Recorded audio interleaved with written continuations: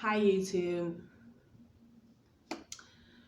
Y'all just don't know how busy the devil's been um, for me to get this video out, but I'm still going to do it.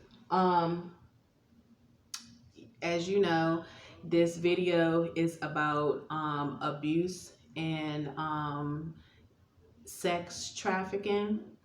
So before I get started, I wanted to give a definition of abuse because some people use abuse so loosely.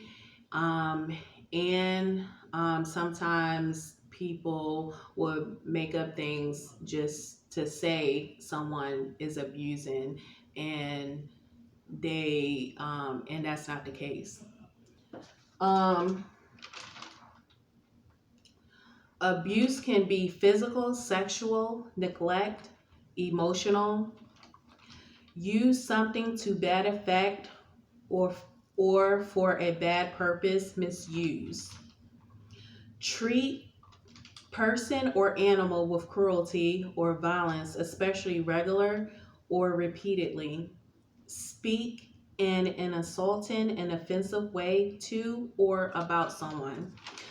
I know I did a video previously about anger, and I wasn't specific, or I don't think I even mentioned what I use how I use my anger um, out on my child.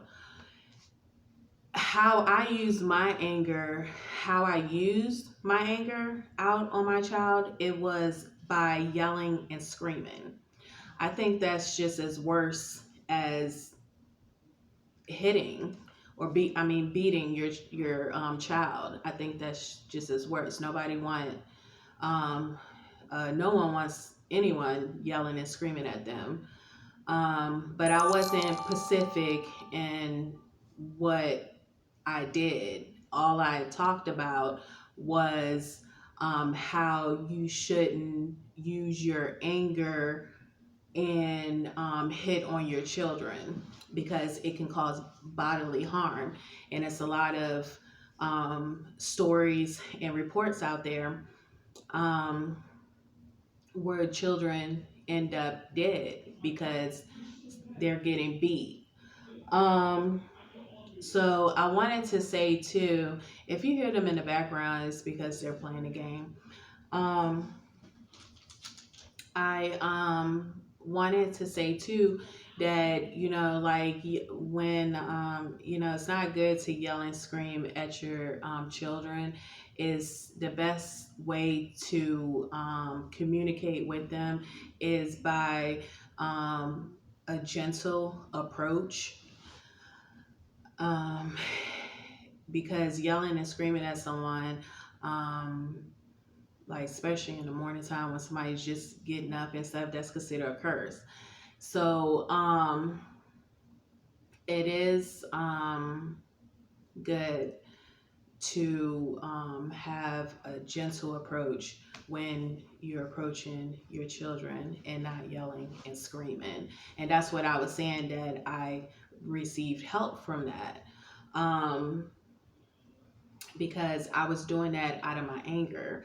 And the person that I was with would step in to say, you shouldn't be doing that. And I would turn on him because at the time I wasn't trying to hear anything of what he was trying to tell me. And that's when we had the domestic dispute. And I ended up getting help, and then the tables turned, and then it was just going back and forth, and he was doing it as well. So, and that's when I ended the relationship. Okay, so it was just toxic all the way. Um, and let's see, but I do have something to confess and tell everyone. Um, that it was an incident that I had with my teenage daughter. She was 16 and a half. And I did slap her. Um, I slapped her one time, not a double slap, not slapped her in the middle of next week, but I did slap her and I felt bad that I slapped her. Um, I apologized to her right then and there and told her that I was sorry for doing that. Um, and, you know, yeah, she was upset that, I slapped her and, I felt bad. And my youngest child was there, sitting there, and she was like, I would never, ever hit my children. And I was looked at her like, you're not helping right now. You know what I'm saying? Like she's sitting there crying. I'm feeling bad because I shouldn't have did it. Um, and I just felt like it just made her feel even worse because um, to find out, that they're they're not getting hit and she got slapped. You know, that would make a child feel bad that you know that it never happened to anybody else. So I mean, but I just felt bad for slapping my child. So I just wanted to get that out. Like, I'm not here beating up children and stuff like that. But I did have that incident with my teenage child, and I slapped her, and um, I felt bad about it, and they took that and they ran with it and tried to get me locked up and everything and stuff for that. Um, give you a short story on that. When she was 4 years old, um, I, I allowed her to go with her dad, until I got myself situated. And he ran off with her. Well, before he ran off with her, I would try to go and see her. He would call the police every time when I came to see her. So I stopped going and petitioned the court, and I didn't get a chance to go to court. So he told them that I wasn't visiting her. It took my visitation rights away. So I had well, actually they had well, before I was trying to go and see her, when she was at his house when she was 4, they filed a protective order also, and that didn't go through. They denied it because I was only trying to. It's some hair in my eye. They was trying that I was trying to go and see her, so they ran off with her. I I I didn't know where her whereabouts were. Um, I didn't find her until she was 12 years old. Um, how I knew where she was and what state she was in is because I was getting letters and stuff from the court, that something was going on at that house. And I'm like, what in the world? So I petitioned the court several times, and the address that he was giving them was bogus. It was a fake address, but the city was accurate. So after going to court several times, I end up um, doing more research, and this time looking at the schools. And um, I end up finding the school that she attended and called and talked to her, and she had no idea who I was. They had brainwashed her in believing that another woman was her mother, um, for she can forget about me. Um, um, So, like, while I'm on the phone talking to her, saying, hey, this is your mother, what I'm saying? I've been looking for you. And, she's just like, what in the world? Like, I, and I got the address from her. And when I got the address from her, I just told her that she'll see me very soon. And when she got home, she told her dad what happened, and apparently they went and filed another protective order, and that failed. It didn't go through. How you gonna file a protective order and I didn't even see her yet? You know what I'm saying? Like, you gonna file a protective order and I didn't even see her yet? Like, I was like, really? But I didn't know that it was filed until I have request all the other ones that was filed. I'm telling you. So when we had to come back to court, the judge had ordered that her and I have phone calls, um, phone visits, on Wednesdays, and then visitations like in person. Um, the judge had granted that to me, um, for we can talk, communicate, like, it's been years years. She was sitting there thinking that some other woman was her mother, and it wasn't. And she knew who I was. I had her since she was a baby, all the way up until she was 4. She knew, like, she knew me.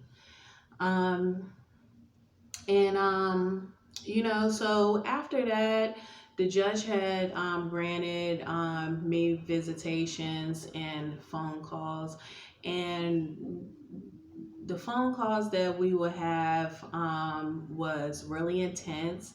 It was because he was on the other end telling her what to say.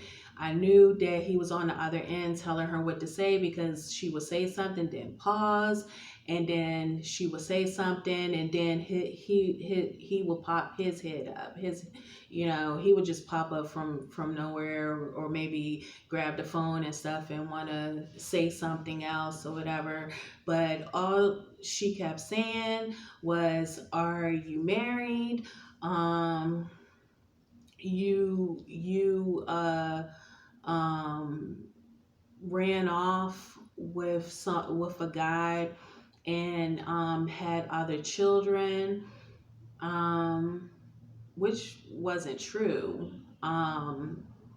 We her dad and I broke up, and he moved in a female, and I moved on with my life.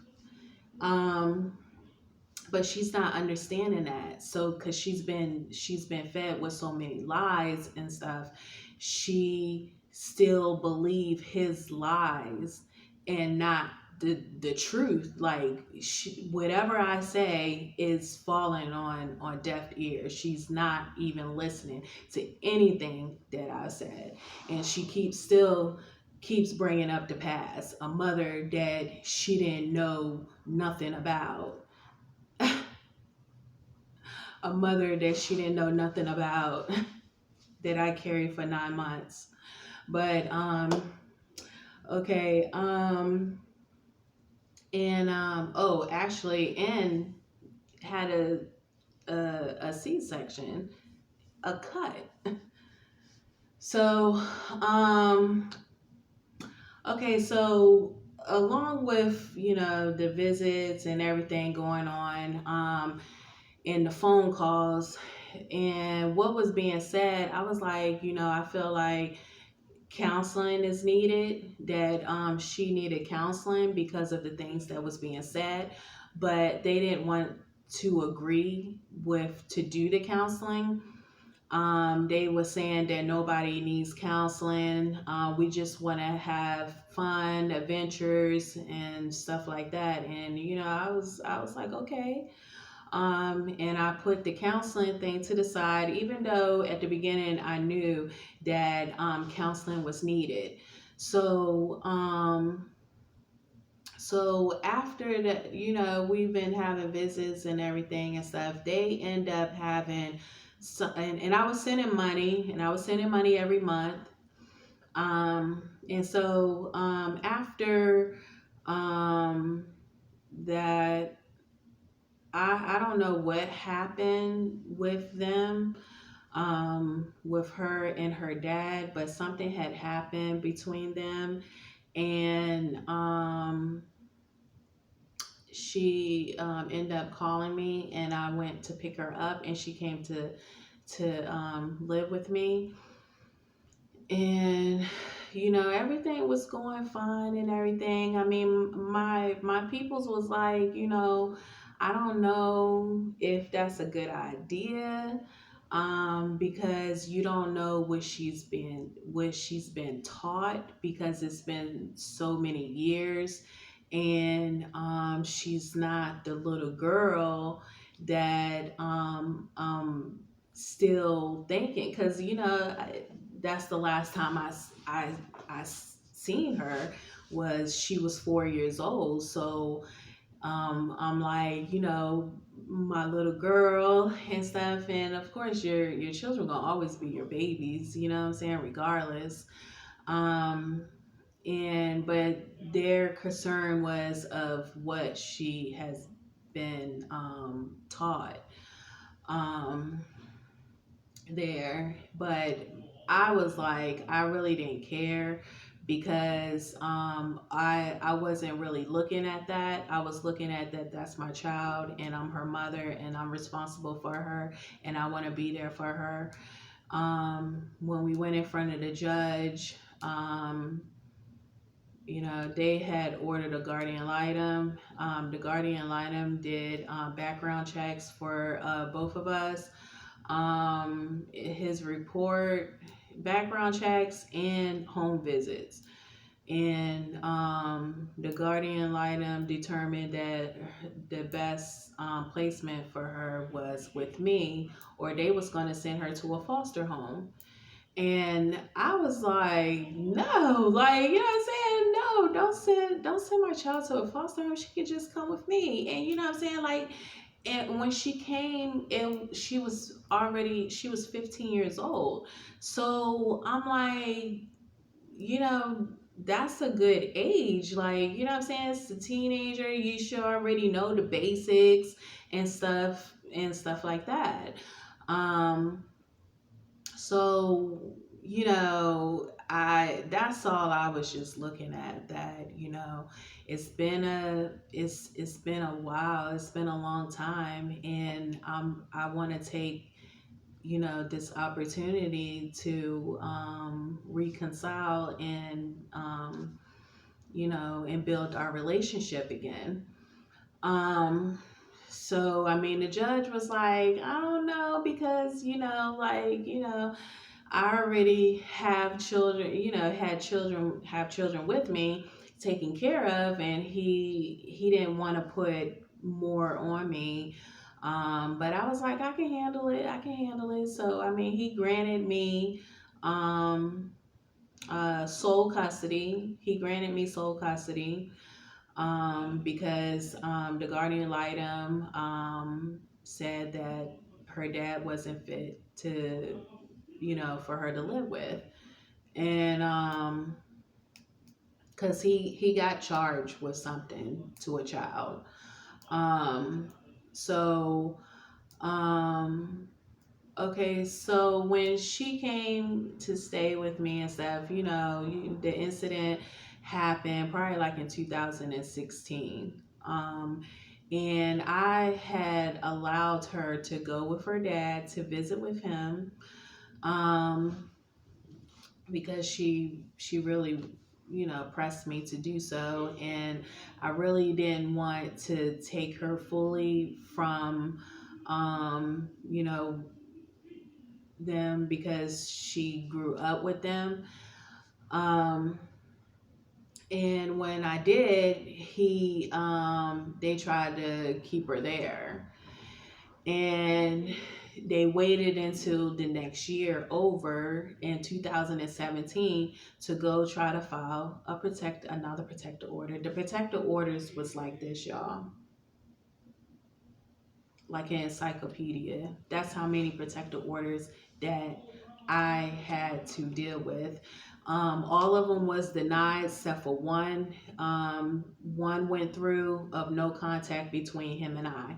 And I was fine with that. But he still used her and still was in the midst of everything, instigating stuff. They tried to file another protective order, bringing up lies and stuff, but and trying to hold her there. And she started to miss school.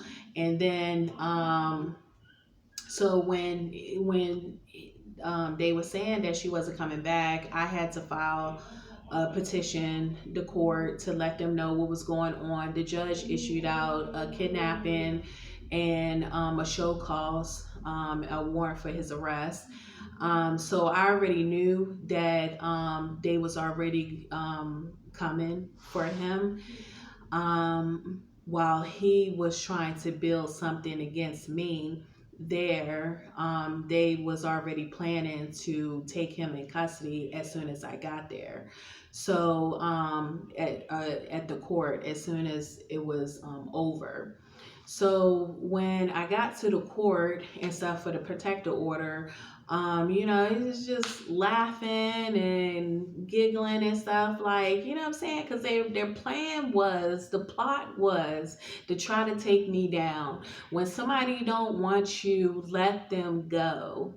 Let them go. Leave them alone. What is the trying to bring someone down and come at them and with all types of lies and stuff? That stuff will backfire on you. That stuff would backfire on you. Trust me. This is my testimony. This is my testimony, and how God brought me out of this mess. And they still after back to back, God um uh uh deliver me, like, having victory over and over again, from each thing that they tried to bring up against me. um they just kept doing it. You're not fighting me, you're fighting God. It's crazy. um so so I get to the court, and they up there telling lies. My daughter, not her, not my child. She was actually nervous because she didn't want to do that, and she didn't want to be put in the middle of that. Um, but him and his wife was up there lying. The same people that try to get me to convert to join their family. Um, and and then I don't, it was just a whole bunch of lies. And then he brought up, did you slap her? And I was like, I couldn't even get the yes out, and the judge put his hands up like this and was like, I don't even have to say nothing. I didn't have to say nothing. That's what he said. You don't have to say anything. And he turned to him and said something, and it went like this. And the deputy called me to move out the way. And they told him to turn around and put your hands behind your back. And they kept him locked up for a month or so in there, I guess, to just think about what he's doing. Um, but yes, they end up locking him up. And so since that didn't work, since that protective order didn't work, and all the other ones that they had filed, um, to try to, you know, try to come against me, um, they was telling her to go to the school and say that she's being emotionally abused. And what she was saying, that how she was being emotionally abused was that um, because I stay on my children about their hygiene and washing their butt, brushing their teeth, doing chores, um, their homework, um, yeah, the basics, and reading the Bible. I have them read the Bible and other books when they want to, but I definitely have them read the Bible. And those things she was complaining about.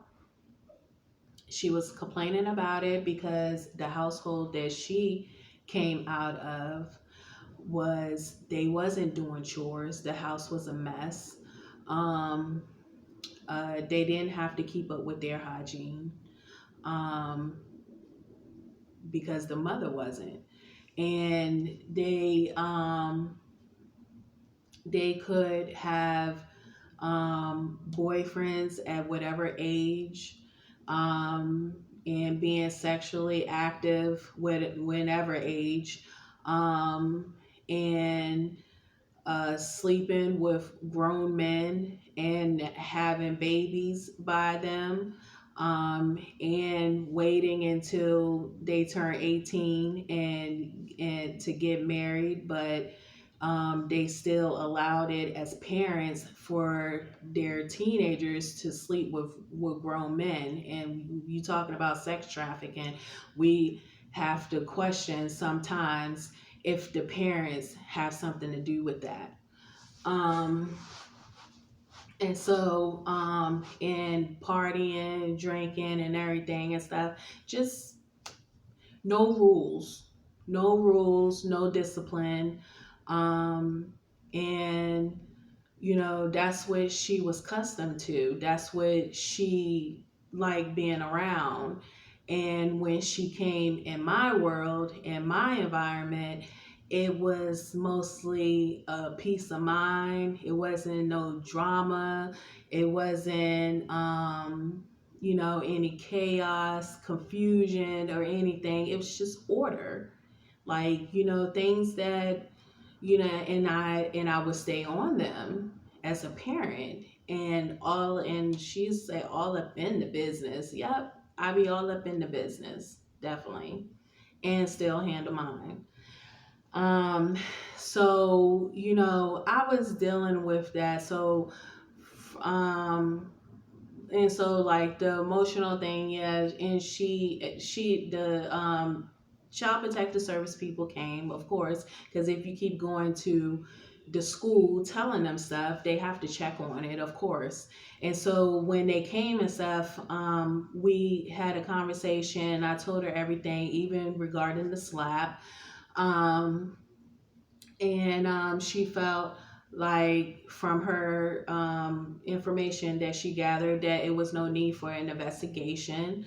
It was no need to go any further. She suggested that we should have received counseling and at the beginning, but if moving forward that she feel like counseling is needed. But since so much stuff had occurred and she had stated already when they was holding her there, uh, that she would do anything that she had to not stay with me.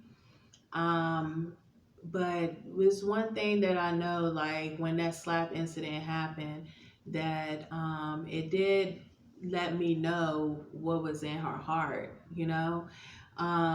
it just came out. I hate you.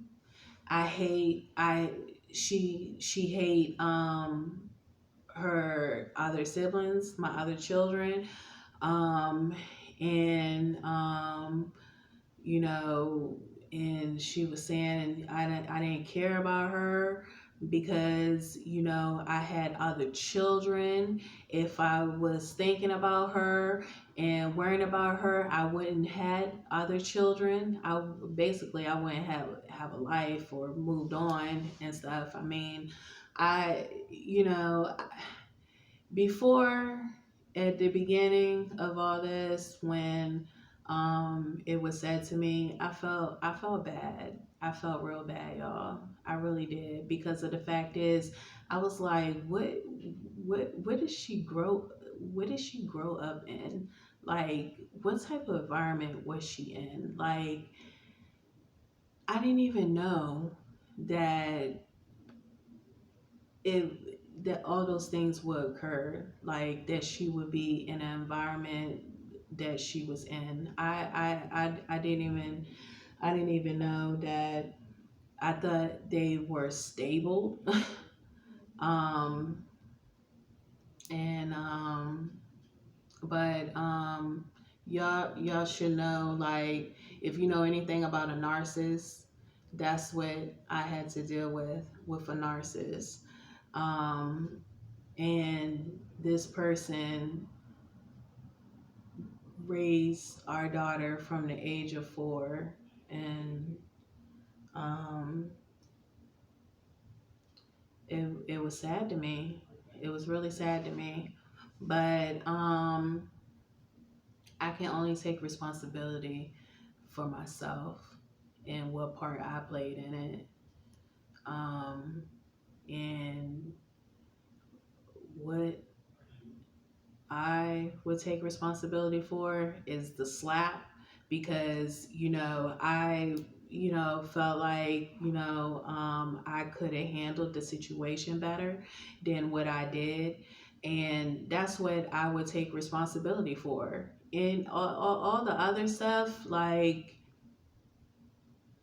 they need to sit down with each other and stuff, and I think the truth needs to come out, um, because the truth will what set us free, and everything that they try to do to me end up happening to him. Like, they tried to get me locked up, he got locked up.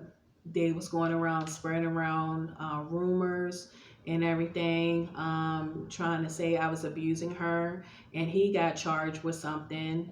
um, and